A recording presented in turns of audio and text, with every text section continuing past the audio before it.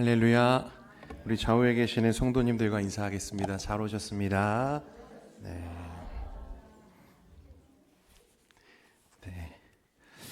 고난 주간을 지나가고 있습니다. 새벽을 깨우느라 참 많이들 피곤하시고 고단하실 텐데요.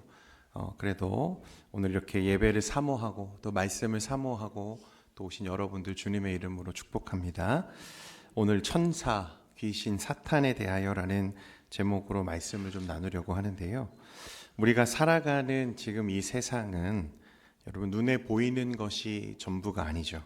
아침에 일어나서 밥을 먹고 일터에 나가 사람들을 만나고 텔레비전이나 스마트폰을 통해서 뉴스를 접하는 이 모든 평범한 일상 너머에는 우리의 눈에 보이지 않는 거대한 영적인 세계가 존재하고 있다는 사실입니다. 오늘 본문인 에베소서 말씀은 우리가 매일 치열하게 싸우고 있는 진정한 싸움의 대상이 눈에 보이는 사람이나 환경, 즉 혈과 육이 아니라 보이지 않는 악의 영들이라고 우리의 대적을 분명하게 선언합니다.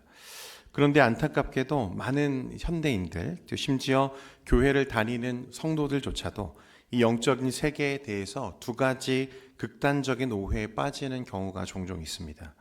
첫 번째는 영적인 세계를 무시하는 태도입니다. 과학이 발달하고 이성이 지배하는 현대 사회에서 천사나 사탄, 어떤 귀신의 존재를 그저 옛날 전설이나 미신 정도로 치부해버리는 그런 태도입니다. 눈에 보이지 않으니 믿을 수 없다고 생각하는 거죠. 두 번째는 영적 과몰입의 극단이 있습니다. 내 삶에 일어나는 아주 작은 문제들, 가벼운 어떤 감기나 직장에서 일어나는 에피소드나 심지어 내가 내 의지로 저질렀던 죄악들조차도 이건 다 누가 한 짓이다? 마귀가 한 짓이다. 이렇게 말하는 거죠. 귀신이 씌워서 그래. 이 모든 책임을 악한 영들에게 떠넘기고 항상 두려움에 떠는 태도를 가지는 것입니다. 여러분 예전에 그 김기동 씨 다들 기억하시죠? 우리 귀신론. 그분의 말에 의하면 안경을 써도 귀신 들린 거고 감기에 걸려도 귀신 들린 거고 넘어져도 귀신이고 다 귀신이다. 이렇게 치부하는 거죠. 여러분 이 두 가지 극단은 전부 성경적이지 않은 바른 신앙에서 떠난 견해입니다. 오늘 우리는 그래서 이 말씀을 통해서 기독교 교리 중 하나인 천사, 영적인 어떤 존재에 대한 이해를 조금 바르게 정립하려고 합니다. 이건 바른 신앙을 세우기 위해서 반드시 필요한 이야기예요. 보이지 않는 영적 존재들의 실체를 명확히 깨닫고 나아가 이 모든 영적인 세계조차 만물의 창조주이신 하나님의 철저한 주권과 통치 아래 있음을 확인하는 은혜의 시간 되기를 간절히 소망합니다. 첫 번째로 그러면 천사는 어떤 존재인가? 아브라함이 자기 장막 앞에 나타난 세 사람을 대접했을 때, 그리고 성경에 보면 야곱이 꿈속에서 사다리를 오르락 내리는 누구를 보죠? 천사를 보죠. 또 마리아가 예수님의 탄생 소식을 알게 된 이 소식을 전해준 게 누굽니까? 가브리엘 천사였습니다. 그러니까 성경 곳곳에서 천사들이 결정적인 순간마다 하나님의 심부름꾼으로 등장하는 것을 우리가 보게 됩니다. 그러니까 우리는 영적 존재로서 등장하는 천사, 물론 이 존재들에 대해서 우리는 상세하게 다 알 수는 없습니다. 눈에 보이지 않고 만질 수 없는 이런 존재, 영적인 존재를 완전히 규정하고 정의하는 것은 참 어려운 일이죠. 그래서 우리는 단지 성경이 그에 대해서 어떻게 이야기하는 정도, 어떻게 이야기하는지만 알 수 있는 거죠. 귀신이나 사탄도 마찬가지입니다. 따라서 그 존재를 지나치게 우리가 미화하거나 과도하게 상상력을 동원해서 그 존재를 추적하고 추정하기 시작하면 반드시 왜곡되고 잘못된 극단적인 신앙으로 흘러가게 될 가능성이 있다는 거예요. 그러면 성경은 천사를 어떤 존재라고 말하는가? 성경은 천사에 대해서 우리가 꼭 알아야 할 몇 가지 중요한 진리를 말씀하고 있는데, 첫 번째는 천사는 하나님이 창조하신 피조물이라는 사실입니다. 이 말은 천사는 하나님처럼 영원한 존재가 아니라는 것입니다. 그리고 하나님처럼 스스로 존재하는 자들도 아니라는 거예요. 천사는 하나님이 만드신 분명히 피조되어진 존재라는 것을 성경이 말씀합니다. 시편 148편 5절에 보면 이렇게 말씀합니다. 그것들이 여호와의 이름을 찬양함은 그가 명령하심으로 지음을 받았음이로다. 아멘. 골로새서 1장 16절에도 보면 이렇게 말씀하죠. 우리 같이 한번 읽겠습니다. 시작.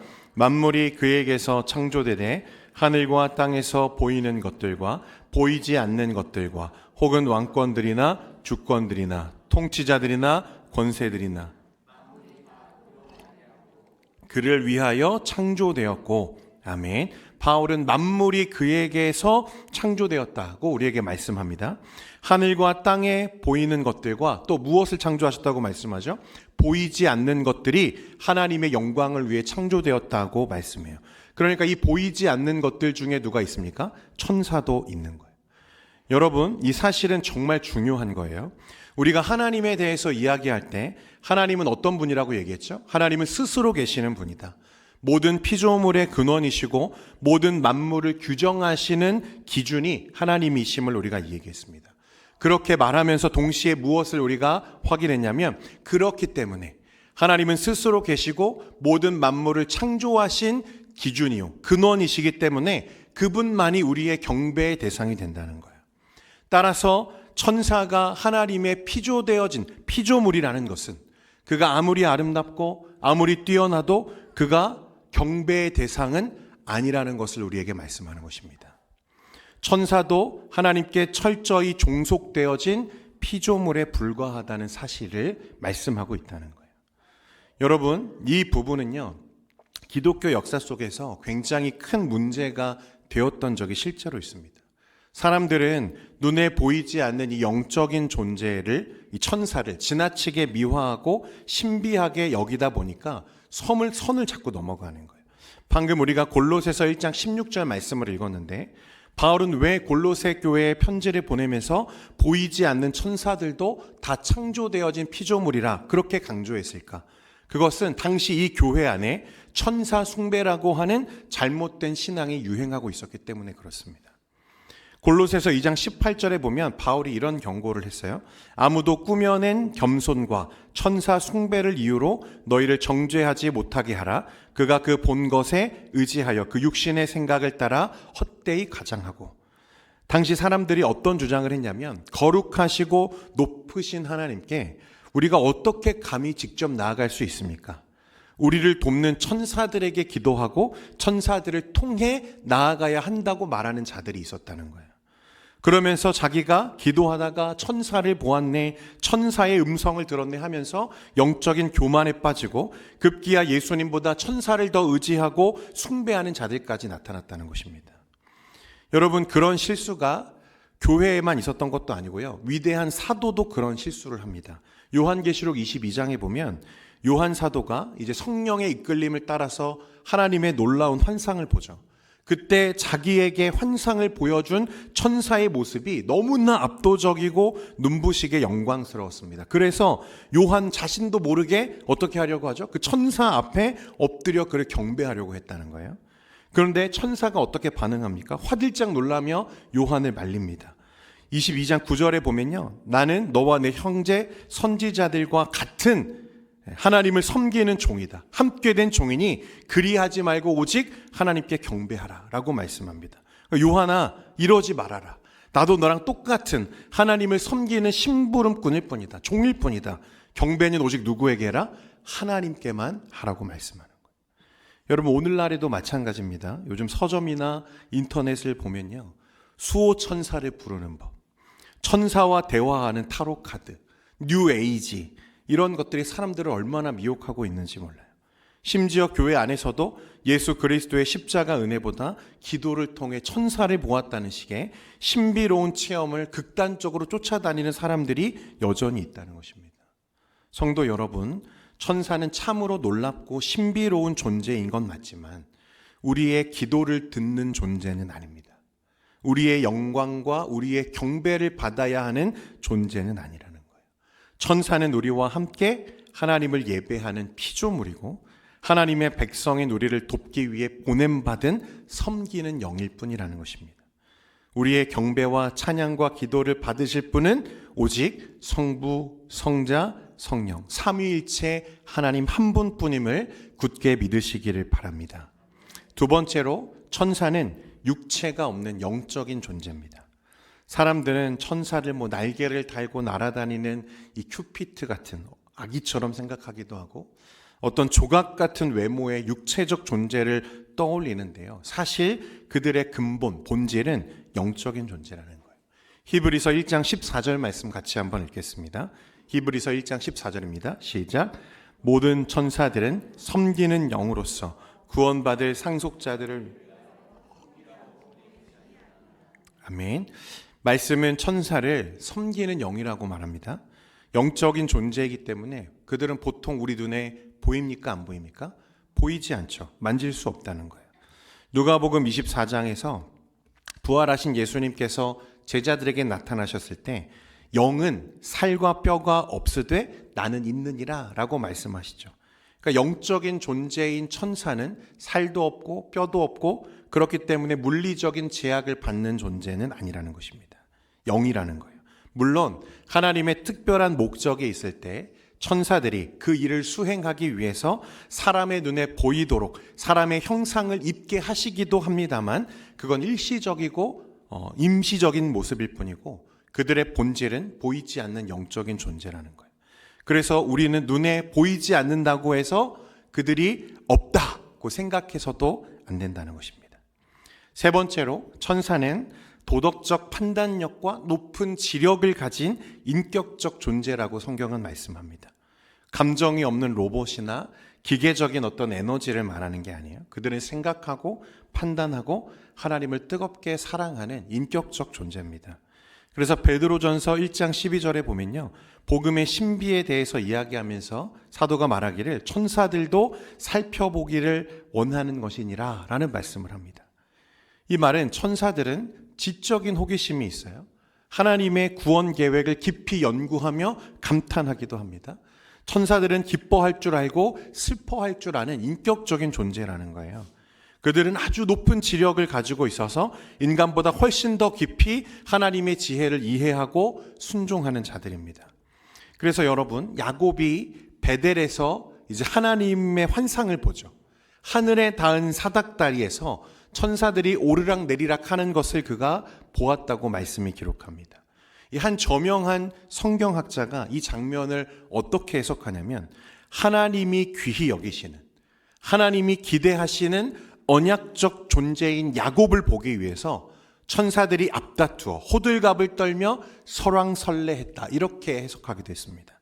이게 무슨 말이냐면 도대체 야곱이 누구야? 하나님이 기뻐하시는 야곱이라는 존재는 도대체 얼마나 귀한 존재인 거야? 이것을 서로 먼저 보려고 천사들이 앞다투어 그렇게 설왕설래했다고 해석하기도 했다는 거예요. 그러니까 여러분, 천사들은 굉장히 인격적이고 지적이고 굉장히 신비로운 존재이기는 합니다만 하나님께서 부리시는 이 천사는 결코 저와 여러분, 하나님의 자녀들보다 귀한 존재는 아니라는 것을 말씀합니다. 여러분, 우리가 좋아하는 복음성가 가사에도 뭐라고 말합니까? 천사도 흠모하는, 천사들도 흠모하는 아름다운 그 모습, 그 존재가 누구라는 거예요? 저와 여러분이라는 것입니다. 할렐루야. 이것을 잊으면 안 됩니다. 천사는 신비로운 존재지만 결코 그렇게 우리보다 더 뛰어나고 귀한 존재는 아니다. 또 성경에서는 천사는 큰 능력을 가진 하나님의 용사들로 등장합니다. 그래서 성경은 천사들을 가리켜 천군, 하늘의 군대, 하나님의 군대라고 부르고 하나님의 주권을 호위하며 하나님의 명령을 수행하는 용사들로서 등장합니다.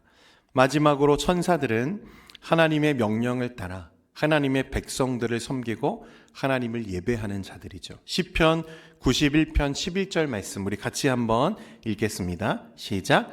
그가 너를 위하여 그의 천사들을 명령하사 내 모든 길에서 너를 지키게 하심이라. 아멘. 천사들은 하나님의 말씀을 행함으로써 하나님의 계획을 순종적으로 수행합니다. 그들은 불평하거나 의심하지 않고 오직 하나님의 영광을 위해서 움직여요. 이것은 우리 그리스도인들이 본받아야 할 최고의 순종의 모습이기도 합니다. 정리하자면 천사들은 영적인 존재입니다. 형상이나 육체를 가진 존재가 아닙니다. 지적이며 인격적인 존재예요. 아름답고 귀한 존재이지만 우리의 경배의 대상은 아니라는 것입니다. 그러면 이제 두 번째로 타락한 영적 세력, 이 사탄과 귀신은 누구인가? 이것을 좀 살펴봐야 되는데, 사람들이 귀신에 대해서 가장 많이 오해하는 사실이 무엇이냐면 귀신을 죽은 사람의 영혼으로 생각하는 것입니다. 저희가 어렸을 때 TV에서 전설의 고향이나 이런 프로그램들 많이 봤었거든요. 여러분 다들 기억하시죠? 내 다리 내놔, 내 다리 내놔 막 쫓아오던 귀신들. 그래서 그런 영향들 때문에 한국에 있는 이 크리스찬들도 무의식 중에 귀신을 어떻게 여기냐면 죽은 사람의 넋으로 여깁니다. 그리고 어떤 얘기들을 많이 하냐면 저 집 할아버지가 돌아가셨는데 귀신이 돼서 나타났대. 이런 이야기들을 우리에게 너무 익숙하게 이제 들려오는 거죠. 심지어 제사 드리는 분들 제사상 차려놓고 문을 어떻게 합니까? 꼭 열어놓죠. 뭐 하라고요? 조상 귀신 와서 먹고 가라고. 그렇지 않으면 집에 우환이 생긴다고 생각하잖아요. 우리가 그런 문화에서 지금 살고 있어요. 여러분, 그러나 이것은 성경의 가르침이 아니라 우리 민족 전통적인 유교나 무속신앙이 만들어낸 거대한 오해입니다. 여러분, 성경에 사람이 죽으면 어떻게 되어 있습니까? 그 영혼이 즉시 어디로 가죠? 낙원이나 음부로 간다고 말씀하고 있죠. 그러니까 이 세상을 떠돌며 사람을 괴롭히는 존재가 된다고 말씀하지 않는다는 거예요. 그렇다면 우리가 흔히 귀신이라고 부르는 그 존재들의 진짜 정체는 무엇인가? 그들은 죽은 사람이 아니라 하나님께 반역하여 타락한 악한 천사들이라는 것입니다. 여러분, 하나님은 세상을 창조하실 때 모든 피조물을 심히 좋게 만드셨죠. 사탄과 귀신들도 처음에는 빛나는 거룩한 천사들이었습니다. 그런데 베드로후서 2장 4절과 유다서 1장 6절에 보면 이 천사에 대한 언급이 나오는데, 먼저 베드로후서 2장 4절 말씀에 보니까 이렇게 말씀합니다. 같이 읽겠습니다. 시작. 하나님이 범죄한 천사들을 용서하지 아니하시고 지옥에 던져 지키게 하셨으며, 유다서 1장 6절도 보겠습니다. 시작. 또 자기 지위를, 제가 읽어드릴게요. 또 자기 지위를 지키지 아니하고 자기 처소를 떠난 천사들을 큰 날의 심판까지 영원한 결박으로 흑암에 가두셨으며 라고 말씀합니다. 그러니까 귀신은 죽은 사람이 아니라 누구라고 말씀하고 있죠? 범죄한 천사들이다. 그들은 하나님처럼 높아지려고 하는 교만함 때문에 자기 지위를 버리고 반역을 일으켰어요. 여러분, 사탄은 그 귀신들의 뭐죠? 우두머리죠. 수장인 것입니다. 그들은 죽은 조상의 목소리를 흉내내거나 과거의 기억들을 들추어내서 우리를 속일 수 있습니다.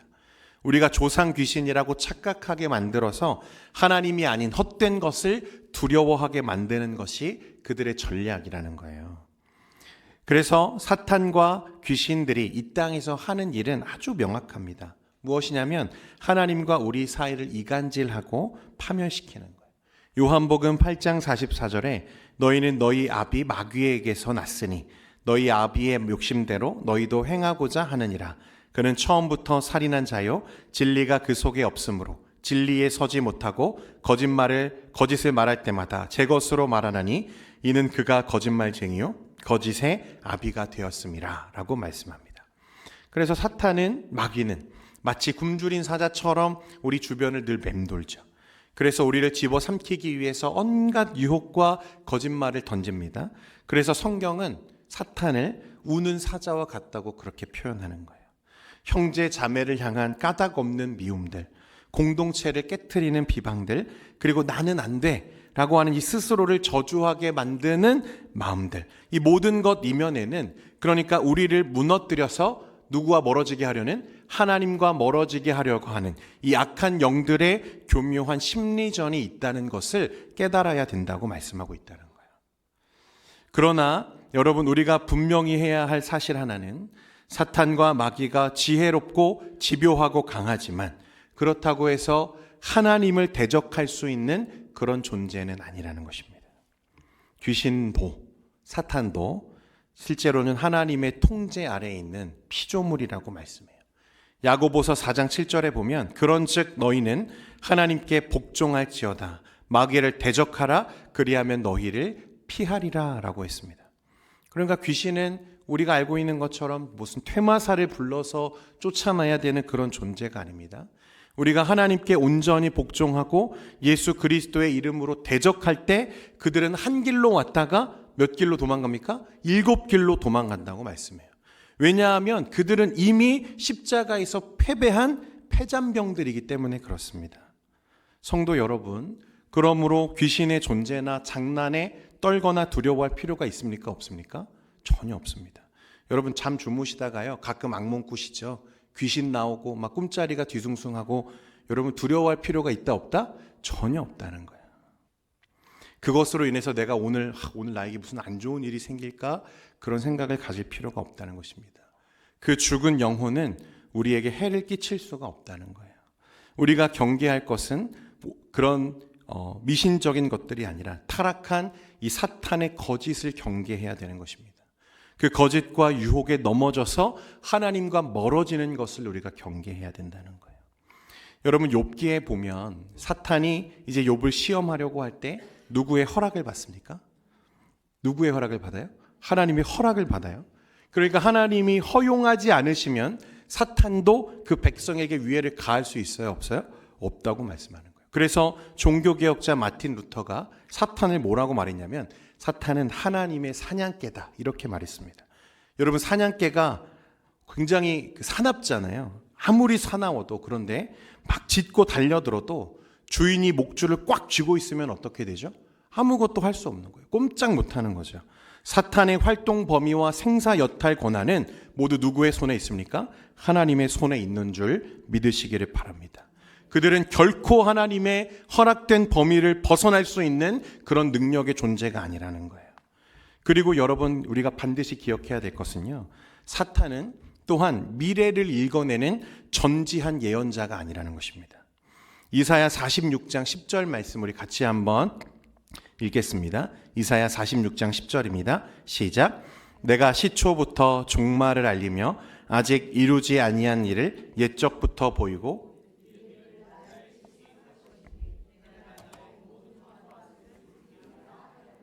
아멘.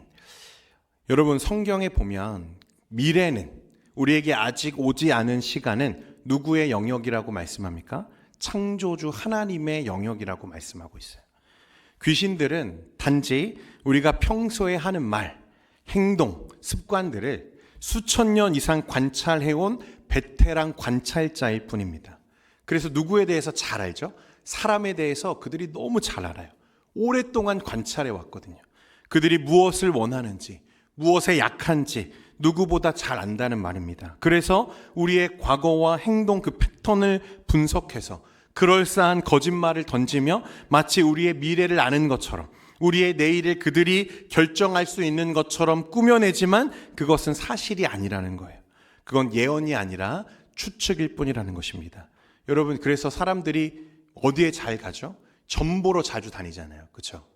우리 교회에는 그런 분들이 한 분도 안 계셔서 참 다행입니다. 우리의 미래가 무슨 사주팔자나 귀신이 막 알려줄 수 있는 것처럼 생각하는 사람들이 너무 많아요. 그리고 심지어 교회에도 그런 분들이 있다는 소식을 제가 이따금씩 듣습니다. 네, 기도하시기 바랍니다, 여러분. 우리의 미래는 그런 사주팔자나 귀신이 속삭이는 말로 결정되는 게 아니라 선하시고 신실하신 하늘 아버지의 손에 안겨 있다는 것을 믿으시기를 바랍니다. 사탄은 여러분 내일을 알지도 못할 뿐더러 내일을 결정할 능력도 권한도 없습니다. 미래를 알지 못하는 귀신을 의지하면서 무당과 점집을 찾아다니는 것은 너무나 어리석은 거예요. 여러분 요즘 우리 젊은이들이 자주 다니는 거리에 나가보면요. 타로라고 하는 이 무속신앙이 굉장히 많이 이 문화 속에 들어와 있고요. 또 이제는 아주 TV에서 대놓고 이 무속신앙들을 방영해주는 시대가 됐습니다.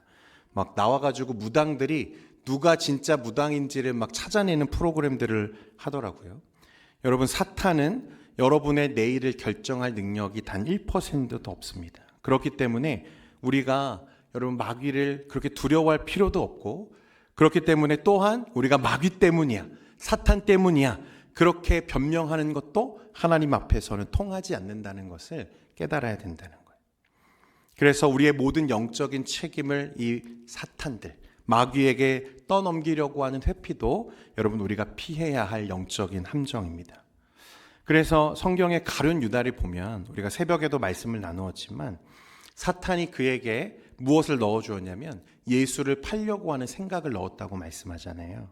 하지만 성경 어디에도 그 가룟 유다를 불쌍한 희생양이라고 말하지 않습니다. 뭐라고 말하죠? 멸망의 자식이다. 왜 그렇습니까? 분명히 사탄이 그에게 마음을 넣어주었는데 사탄이 던진 미끼를 덥석 물고 그것을 행동으로 옮기기로 결정한 것은 누구의 선택이에요? 유다 자신의 탐욕의 죄의 선택이었습니다. 야고보서 1장 14절에 보면 오직 각 사람이 시험을 받는 것은 자기 욕심에 끌려 미혹됨이니라고 우리에게 말씀하는 거예요. 유혹은 마귀가 할 수 있지만 죄를 짓는 선택은 누가 합니까? 여러분, 저와 여러분이 하는 거예요. 사탄에게만 모든 책임을 돌리는 것은 자신의 죄악된 본성을 직면하지 않으려고 하는 비겁한 태도라는 것입니다. 가룟 유다는 그런 면에서 우리에게 정말 중요한 교훈을 지금 주고 있는 거죠. 사랑하는 성도 여러분, 보이지 않는 영적 세계에도 하나님의 주권은 한치의 오차도 없이 작동하고 있음을 믿으시기 바랍니다. 사탄의 협박에 속지 마십시오. 그들의 감언이설에 넘어가지 마십시오. 미래에 대해서 불안해하며 떨 필요가 없습니다. 여러분, 우리는 이미 그리스도 안에서 영원과 무한을 얻은 자들로, 하나님의 영생을 살아가는 자들로 이미 서 있는 줄 믿으시기를 바랍니다. 그래서 만군의 여호와 하나님께서 여러분들의 산성이 되시고 피난처가 되시고 그 절대자의 주권, 그 능력 안에 여러분 참된 평안을 누리시는 여러분 되시기를 주님의 이름으로 축원드립니다. 이제 마지막 좀 결론적인 이야기를 좀 해보면요. 여러분, 우리가 서두에도 이야기했지만 우리의 싸움은 혈과 육의 싸움이 아니라 했습니다. 우리의 씨름은 혈과 육을 상대하는 것이 아니요 통치자들과 권세들과 이 어둠의 세상 주관자들과 하늘에 있는 악의 영들을 상대함이라. 그런데 성경은 여러분이 영적 전쟁이 이미 그 승패가 결정된 싸움이라고 우리에게 말씀한다. 이 전쟁을 이길 수 있을지 없을지 그런 열려져 있는 결과를 우리가 기다리는 상태가 아니라 이미 결정되어진 승리를 향해 우리가 살아가고 있다는 것을 말씀한다는 것입니다. 골로새서 2장 15절에 보면 통치자들과 권세들을 무력화하여 드러내어 구경거리로 삼으시고 십자가로 그들을 이기셨느니라 라고 말씀합니다. 무력화했다는 것은요, 적군의 무기를 빼앗았다는 거예요. 여러분, 예수님의 십자가가 우리에게 돌려준 것이 무엇입니까? 예수님의 십자가를 통해 사탄이 우리를 공격할 때 쓰는 가장 강력한 무기가 이 죄의 정죄함 아닙니까?